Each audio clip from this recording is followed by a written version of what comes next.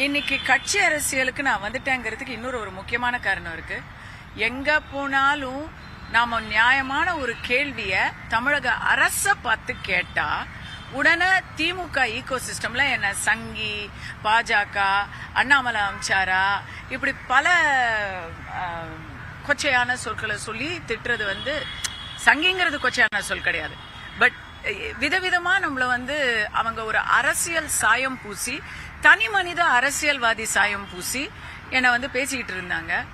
அப்போ ஒரு லெவலுக்கு மேல நமக்கு என்ன தோணுது, நம்ம நியாயமான ஒரு கேள்வி, தூய்மை பணியாளர்களோட நம்ம களத்துல போய் நின்றா உடனே நீ யார் அமிச்சு வந்தான்னு தெரியுது, நீ பாஜகவுக்கு தானே, நீ பாஜக தானே, நீ சங்கி தானே அப்படின்னு கேக்குறாங்க.